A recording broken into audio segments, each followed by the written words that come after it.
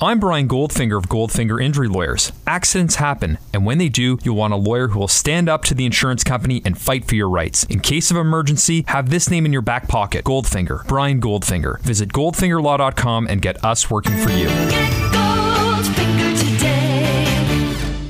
Hello and welcome to the Raptors Reaction Podcast. I'm your host, William Liu. I'm speaking to you after the Toronto Raptors completed a 4-game sweep on the Western Coast. I guess Utah's not really on the coast, but I mean, nevertheless, geography aside, this is the first time the Raptors have gone out west and completed a 4-game sweep, which is very interesting. And tonight they defeated the Sacramento Kings by a score of 114-105.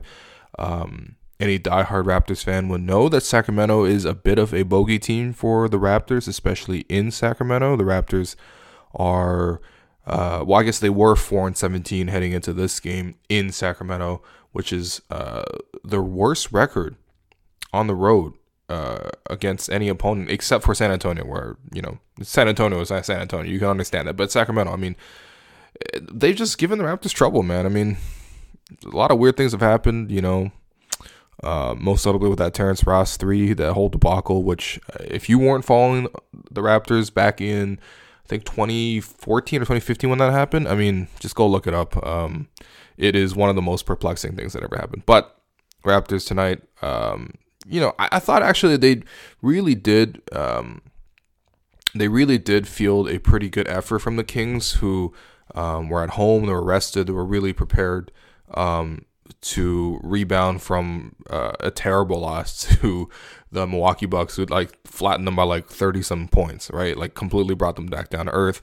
Sacramento really came out, played hard in this game, were really aggressive, you know, defending full court, which I think is a waste of energy, quite honestly, in the NBA. People can pass really well and handle really well, but just really pressing up into the Raptors, making it difficult to dribble, and just, you know, this is a young team. They got a lot of nice pieces, actually. I think Iman Shumpert actually is kind of a nice hustle guy for their starting lineup. I thought he did a pretty decent job overall against Kawhi, although Kawhi still got his, obviously. But, you know, yeah, the Kings just made life difficult for the Raptors, and, you know, it took a bit of execution to really finish off this game. And I guess I could start in the fourth quarter there then, because, yeah, I mean, the Raptors committed like 6 turnovers in the first quarter, was looking really sloppy. But just like that Jazz game, they really solidified themselves. The bench came in, did a great job. I thought just energetically they were really great. OG Anunoby was phenomenal. Pascal Siakam was phenomenal. And they were able to, you know, basically establish a double-digit lead. And they never stretched it like they did in the Utah game. Like, it was never like a 20-30 type of game.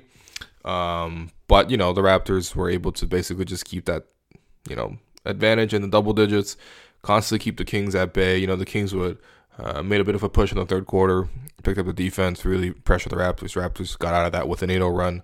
Kawhi Leonard was great. But the same thing happened in the fourth quarter, man. I mean, the Kings, you know, cut it down to single digits.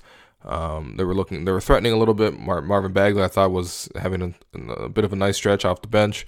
And yeah, it looked like the Raptors, you know, wouldn't be able to pull it out, but they got just enough buckets. I mean, Kawhi's their closer, and makes complete sense. Kawhi pulled up from 3 against Willie Cauley-Stein to really ice the game. He also had another drive where, again, he was attacking Cauley-Stein off a switch. You know, the Kings were switching, so the Raptors were introducing the ball screen to make sure he would get the mismatch against a big, and then Kawhi drives baseline and kind of hits this like short fading jumper to the side, which was, I thought, really impressive.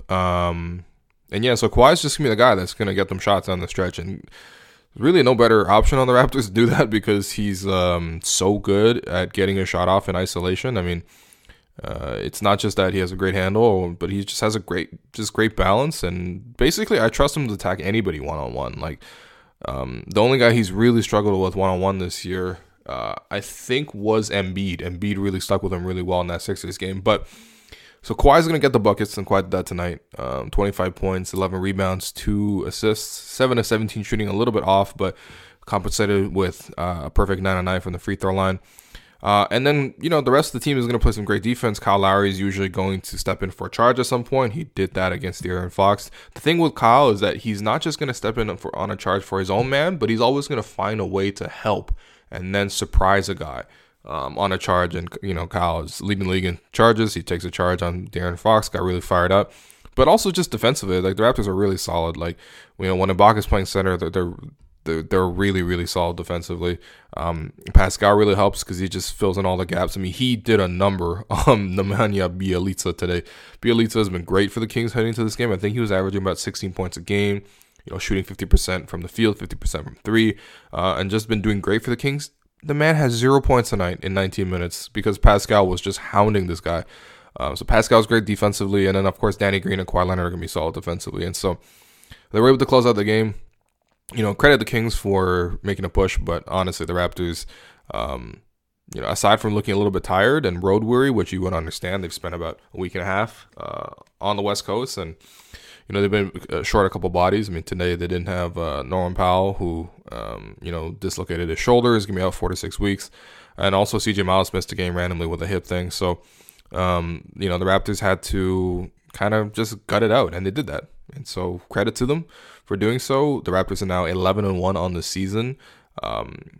It's been very impressive. And in terms of tonight specifically, I thought the rotation, coincidentally, actually really worked out because obviously you don't want to root for any injuries at all. Like, you're pulling for everyone to be their best selves on the Raptors especially. But, no Norm and no CJ. Like, those are the two guys in the rotation who have been struggling the most. CJ struggling a lot more than Norm. I thought Norm's actually been okay, but with those guys out of the lineup, it kind of just accidentally created the best 9-man rotation for the Raptors, which I think we could have all predicted this. Like, this was going to be the 9-man rotation if you're going to pick it, but this is the first time Nick Nurse had to actually play this way, and I thought it worked out well. I mean, look, this is not necessarily a hugely impressive win to beat the Kings, but I just thought that every player out there was real solid, and they were able to. I was trusting them to do whatever they wanted, and I thought most of them played well. I mean, Danny missed some shots, but I thought defensively it was really good. Really running guys out the 3-point line. The Kings out the 3-point line. They only had 8 threes, which is a miracle in the modern NBA. To only hit 8 threes is very, very, very bad. And a lot of that is credit to Danny Green for running guys like Buddy Hield off the 3-point line and running guys like De'Aaron Fox out the 3-point line, stuff like that. But I mean, it's just DeLon, I thought, wasn't great. He really has to take the jumper, and he's always driving right now, and couldn't really get his offense going. And I thought Fred, maybe at this point, is shooting a little bit too much, although he had some wide open looks that he missed that he would normally hit. But everyone else, I thought, did really well. From top to bottom, I thought Serge was, really solid. He wasn't perfect from the field today, although you will take 6 from 10 from the field with 2 threes, with 14 rebounds, 3 blocks, and 14 points. Like, that's a really solid night from Serge. I guess that's an average night for Serge nowadays, which is nice. Like, the fact that he's rebounding is really nice. 14 is a season high. He really scrapped in there tonight. He even got a couple of offensive rebounds as well, but I just thought Serge was really solid defensively. But I mean, part of that is also just that he was able to stay at home a lot defensively, because he was covering Cauley Stein, who was always going to the basket. So Serge was able to get around the rim and rebound the ball. The Raptors actually as a whole did a really good job rebounding the basketball. 53 tonight is a season high. It's a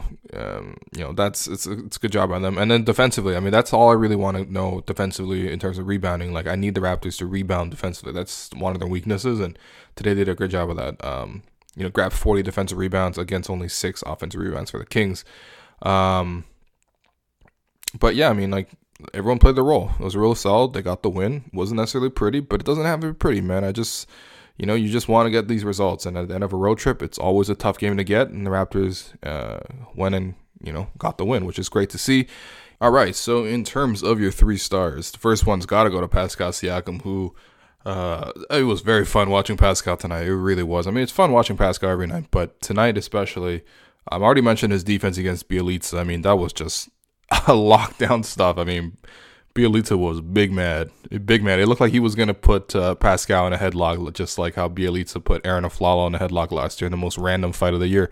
But offensively, the Raptors basically have decided that Pascal's going to get a couple possessions a game where he's going to go to work and isolate. And this is his 5th straight game of scoring in double digits. It's the longest stretch of his career of doing that. But also just, man, he's just going to go into the post and he's going to drive against guys. That's it. Like, that's it. And today it was very clear that Bjelica couldn't guard Pascal. Pascal was just able to go past him over and over again. They tried the Kings, as in they tried Marvin Bagley against Pascal. Pascal torched him in the second quarter, where got him with an up and under move, finished an and one. Drove baseline for a spinning layup, and then the third quarter. That was the the start of the third quarter there, where the Raptors just kept going to Siakam on Bjelica. Bjelica commits 2 quick fouls. Slams the ball into the floor, gets a tech, and then the next play down, right after that tech, Kyle Lowry screams "ISO!" You could hear it really loud on the broadcast, and Kawhi's in the corner. Kyle's setting a screen, and Pascal once again going to work on Bjelica. Once again, spins, scores, and Pascal's great, man. He's just it's really fun watching him grow this year. 21 points, 3 rebounds, an assist, 2 steals, 8 of 11 shooting from the field, 5 of 5 from the free throw line. His only 2 misses. Well, I guess he had missed 3 shots, but I mean 2 of those misses were on threes, which obviously you wish he would hit those. But man, he's doing so good around the rim right now. Like no one could stop him. Like scoring in the fourth quarter, scoring against De'Aaron Fox on a post up, running the lane. Kyle Lowry finding him with a great assist in transition. And, you pair that with the defense, like Pascal has easily been the Raptors' 3rd best player this season. Well, not easily, to be honest, because Serge is giving him some good competition, but I think Pascal's been a little bit better. So, shout out Pascal. Second star, I'm going to give it to Kawhi. I thought Kawhi just was Kawhi. I mean, a little bit sloppy today in terms of his turnovers. I mean, the Kings really aggressively blitzed him. And we're sending extra bodies all the time. The way the Kings played Kawhi was very similar to the way the Celtics played Kawhi in the second game of the season, where they just wouldn't let him get anywhere. And I think the one thing Kawhi did really well was that he was able to pass out of these double teams. I know he only had 2 assists against 5 turnovers, but I mean, he made a lot of good passes that ended up being, swing sequences into open threes for guys. And whether they hit it or not, it's not really that much of a concern. I just like the fact that process-wise, I thought Kawhi did a great job dealing against those doubles. And, first game back after the little jam foot thing, he looked solid. He came up clutch in the fourth quarter, had some big buckets to silence the Kings crowd and also to silence the Kings run in the third quarter as well, including a driving dunk that really, made me feel more confident in his health, which is something that I don't think I'll be able to say many times this season, but still, great effort from Kawhi. And then the third star, I mean, give it to Kyle real easily. 16 points, 2 rebounds, only 8 assists tonight. A bit slacking, but 3 steals, coming out with that huge charge. But Kyle's got a ton of these. So I'm actually going to give it to OG and Anunoby off the bench. OG was great. I thought energetically he was great. Having to play a lot more of that power forward role with the bench. Again, no CJ, no Norm. Siakam having to play some extended stretches with the bench, and I thought OG was a good compliment. His energy was great. I mean, he picked off a pass in the second quarter. It was him and Kawhi guarding I think Iman Shumpert trying to cross half court, and OG just picks him off and then goes the other way and dunks it. His energy defensively, it was just so solid. Like, it's so rare for a guy who's like 21 to like make as few mistakes defensively as he does. 3 offensive rebounds, 7 rebounds overall, plus 13, the highest mark on the team, despite only playing 24 minutes. I thought OG was great, so I'm going to give it to OG. I mean, Kyle's deserving. You can give it to, Ibaka as well, but I'm going to give it to OG today, show him some love. And in terms of your Gerald Henderson award, to be honest, the whole Kings is a Gerald Henderson team. But I mean, I think honestly, like, part of it is just the Kings are better. Like, they've been trash forever, so they finally got enough guys, enough talent on the team, and I think they're really solid, especially the starting lineup. I really like watching them play. I've been really keeping an eye on them all year. They've dropped back down to 6-5 after being 6-3, but really their whole team could be a Gerald Henderson candidate. But if I had to pick one, I would go with Buddy Hield, who I like Buddy Hield. He's got a little bit of that Bradley Beal in his game now, where he can really light up in the mid-range. He can handle a little bit, come off screens, and he could be the one operating instead of just being an off-ball kind of guy. And his energy, he is constant movement. It's hard to guard a guy like that. I mean, he had 24 points tonight, 4 rebounds, 3 assists. He was their main guy offensively, him and Fox, and Cauley Stein diving to the rim. And it's a good combo, real good combo. I mean, it's really promising. I don't think any of those guys are necessarily all-stars, but it's fun to watch them work together. And I think Buddy Hield, I mean, he's just solid. I wish he would get his teeth capped, but he's just really solid. I had him as one of my breakout guys at the start of the year, and he's proven me right so far. So that does it for the podcast. As always, you can find the 10 things on Twitter and on the Score app as well. Actually read on the Score app, to be honest. It helps me more than, to be honest, if you guys, engage with it on Twitter. Although, I mean, I appreciate it either way. And then, yeah, thanks for listening to the podcast. Support the Raptors Republic Patreon. Please do that. The site's doing well. The Raptors are doing well. They're the best team in the league right now by record, 11-1. The Raptors are going to play again on Saturday against the Knicks. It's going to be an afternoon game. The podcast might be delayed a little bit because I think I'm going to the logistics are going to be a little bit tough on Saturday, but I'll be back on Saturday to recap what is going to be a win against the Knicks. The Knicks are not good at all.